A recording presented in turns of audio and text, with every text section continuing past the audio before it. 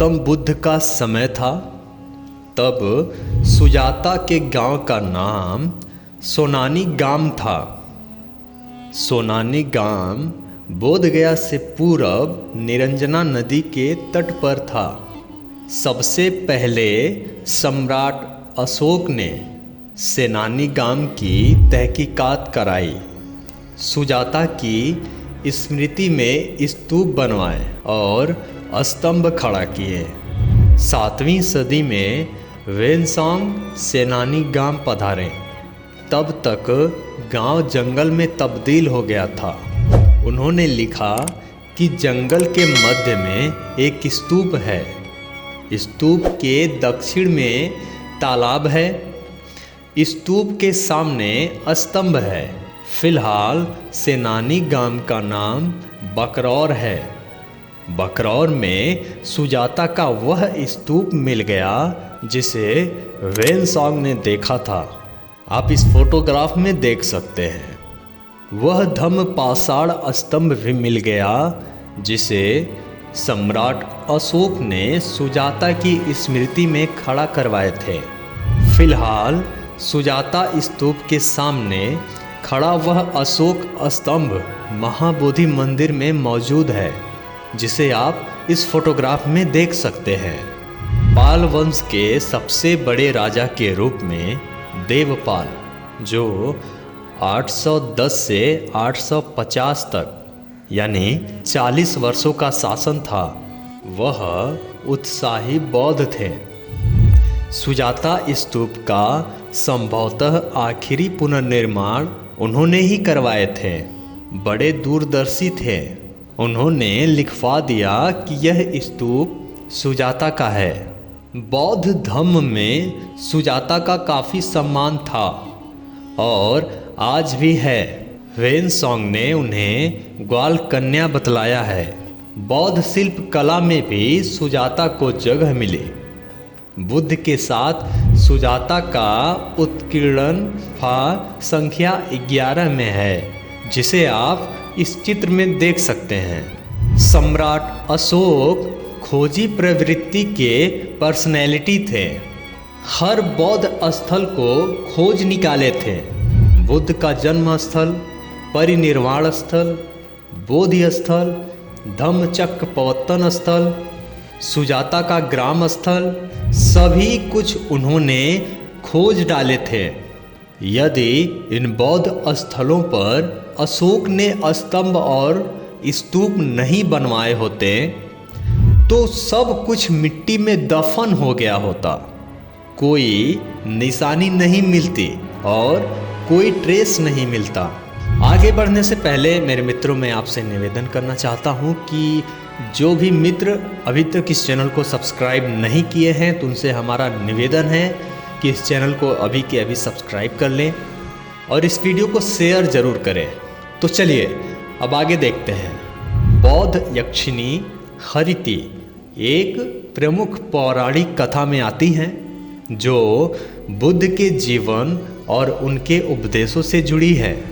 यह कथा बौद्ध धर्म के प्रारंभिक साहित्य में वर्णित है और बुद्ध की करुणा और उनके उपदेशों की शक्ति को दर्शाती है। कथा के अनुसार यक्ष हरिति एक यक्षिणी थी जो अपने पुत्र के मृत्यु से दुखी थी। वह अपने पुत्र की मृत्यु के कारण दूसरों के बच्चों को मारने लगी थी। इस प्रकार वह एक भयानक और क्रूर प्राणी बन गई थी। एक दिन बुद्ध ने हरिति की दुखद स्थिति को जाना और उसके पास गए। उन्होंने हरिति से बातचीत की और उसके दुख को समझा। बुद्ध ने हरिति को समझाया कि उसके कार्यों से दूसरों को दुख होता है और यह उसके अपने दुख को भी बढ़ाता है। बुद्ध ने हरिति को एक उपाय बताया। उन्होंने कहा कि वह अपने पुत्र की मृत्यु के दुख को दूर करने के लिए दूसरों के बच्चों की रक्षा कर सकती है। इस प्रकार वह अपने दुख को दूर कर सकती है और दूसरों को भी सुखी बना सकती है। हरिति ने बुद्ध की बात मानी और अपने जीवन को बदल दिया। वह दूसरों के बच्चों की रक्षा करने लगी और अपने दुख को दूर करने में सफल रही। इस प्रकार हरिति की एक भयानक यक्षिणी से एक दयालु और करुणामयी प्राणी बन गई। यह कथा बौद्ध धर्म के मूल सिद्धांतों को दर्शाती है, जैसे कि करुणा, दया और जीवन के प्रति सहानुभूति। यह कथा यह भी दर्शाती है कि बुद्ध के उपदेशों की शक्ति किसी भी व्यक्ति को बदल सकती है और उसे एक बेहतर जीवन जीने के लिए प्रेरित कर सकती है। बौद्ध विहार और बौद्ध भोजशाला में देवी हरिति की मूर्ति स्थापित करने की परंपरा रही है।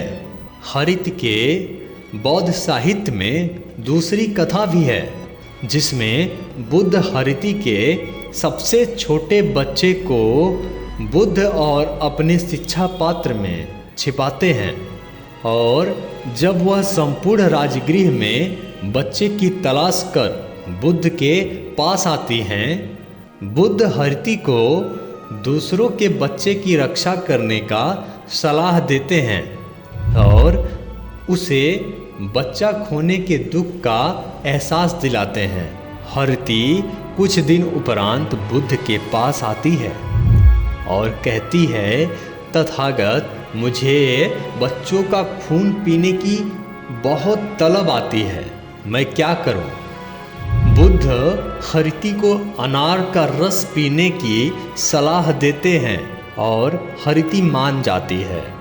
बौद्ध यक्षिणी देवी हरिति को बच्चों के समूह के साथ और हाथ में अनार के रस के पात्र के साथ दर्शाया जाता है। यह वीडियो आपको कैसा लगा कमेंट करके ज़रूर बताइएगा और इस वीडियो को लाइक ज़रूर करिएगा।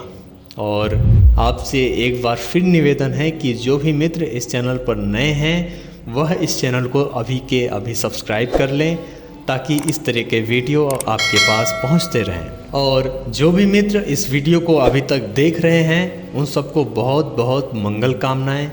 मिलते हैं आपसे अगले वीडियो में। नमो बुद्धाय।